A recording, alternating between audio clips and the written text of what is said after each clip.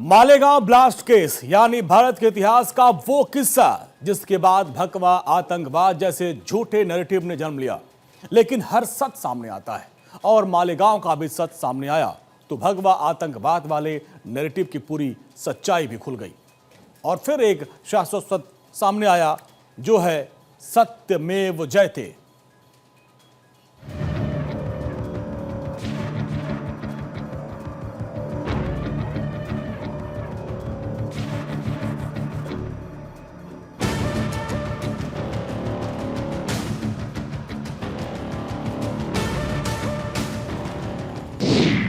साध्वी प्रज्ञा ठाकुर का सत्यमेव जयते।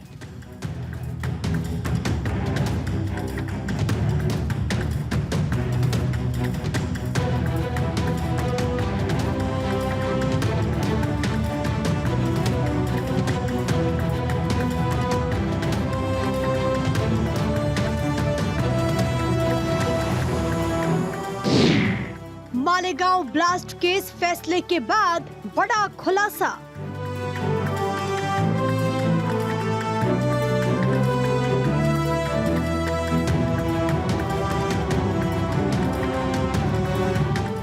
हिंदू आतंकवाद, भगवा आतंकवाद, ये वो शब्द थे जिनके जरिए देश में एक नई कोशिश की गई थी। ये कोशिश थी इस बात को बताने की कि हिंदू भी आतंकवादी हो सकते हैं और हिंदू भी दहशतगर्दी को अंजाम दे सकते हैं। लेकिन अदालत के एक ऐतिहासिक फैसले ने ये बता दिया कि Hindu is not a terrorist. NIA special court के फैसले से भी ये साफ हो गया है कि आतंकवाद और हिंदुओं का दूर दूर तक कोई नाता नहीं है। 2008 के मालेगांव बम ब्लास्ट मामले में कोर्ट ने साध्वी प्रज्ञा ठाकुर समेत सभी आरोपियों को 17.5 साल बाद बरी कर दिया।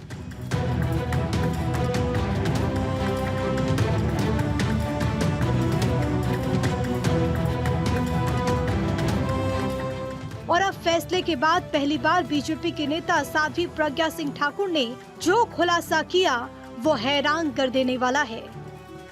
कोर्ट के फैसले के बाद साध्वी प्रज्ञा ने इसे हिंदुत्व और भगवा की जीत बताया तो साध्वी प्रज्ञा ठाकुर ने ये खुलासा भी किया कि मालेगांव ब्लास्ट केस में पूछताछ के दौरान जांच अधिकारियों ने उन्हें पीएम मोदी और यूपी के सीएम योगी, संघ प्रमुख मोहन भागवत का नाम लेने को मजबूर किया गया था।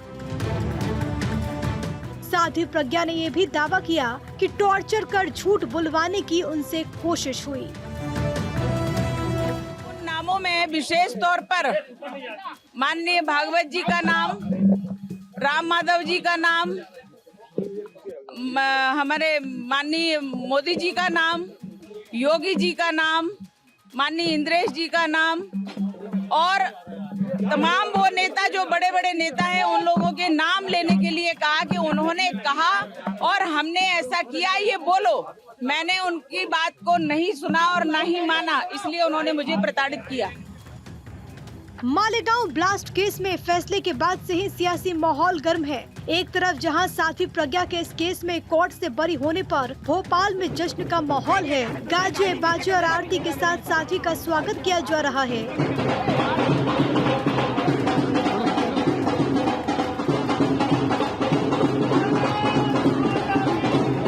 तो दूसरी तरफ क्लीन चिट मिलने के बाद साध्वी प्रज्ञा ने एटीएस के अधिकारियों पर भी सवाल खड़े किए। साथ ही ये खुलासा किया कि तब की कांग्रेस सरकार ने सरकारी एजेंसीज का दुरुपयोग किया।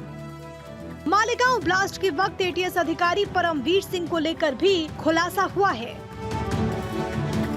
मैंने बार बार ये कहा है, बहुत ही निकृष्ट, बहुत ही अधम व्यक्ति है परमवीर सिंह, क्योंकि उसने हर सीमा पार की है, हर कानून को तोड़ा है और कानून से बाहर जाकर के उसने मुझे प्रताड़नाएं दी हैं।